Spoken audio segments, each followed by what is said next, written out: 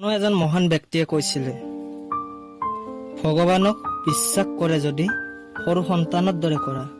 সেইটো সন্তানক যেতিয়া উঠাই লয় সি নাকান্দি হাঁহিব ধৰে, কাৰণ সন্তানটো বিশ্বাস কৰে, মৰম কৰিবৰ বাবে তাক উঠাই লৈছে। সকলোকে মই নমস্কাৰ জনাই BS মটিভেশ্যনেল এছামিজ চেনেলটোলৈ সকলোকে স্বাগতম জনালোঁ। এখন গাঁৱত গৰীব মানুহ এজন আছিলে। পিছপিনে এখন পাহাৰ আছিল।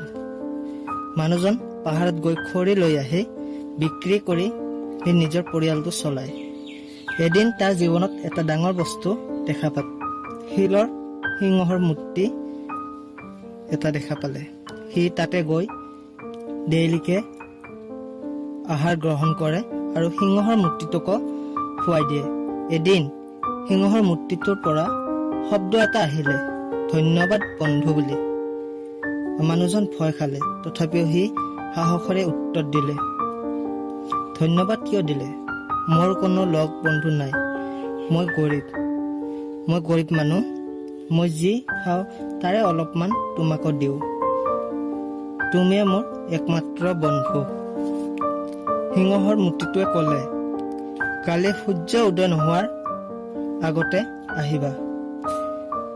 মানুহজন আহি ঘৰত পৰিয়ালৰ লগত আলোচনা কৰিলে আৰু সি আন্ধাৰতে উঠি গ'লে মূৰ্তিটোৰ ওচৰলৈ। সিংহৰ মূৰ্তিটোৱে ক'লে, সূৰ্য উদয় নোহোৱাৰ আগতে তুমি যিমান পাৰা মোৰ মুখৰ পৰা সোণ ওলাই লোৱা, কিন্তু সূৰ্য উদয় হ'লে তোমাৰ হাতখন ভিতৰতে থাকিব। গৰীব মানুহজনে কিছু সোণ ওলাই ল'লে আৰু সিংহৰ মূৰ্তিটোৱে ক'লে, সূৰ্য উদয় হ'বলৈ সময় আছে আৰু ওলাই লোৱা।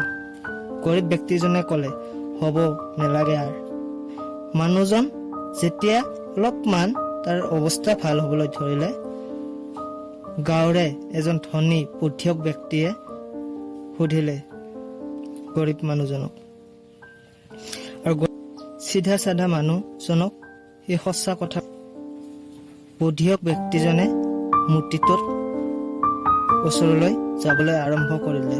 তাকো সেই সিংহৰ মূৰ্তিটোৱে একে ধৰণে ক'লে।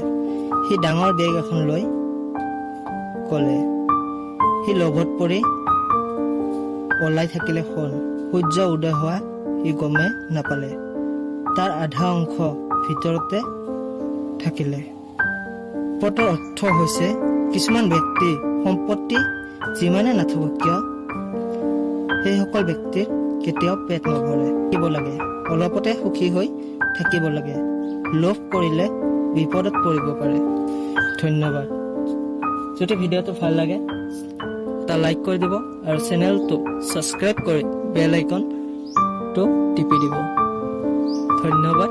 জয় আই অসম।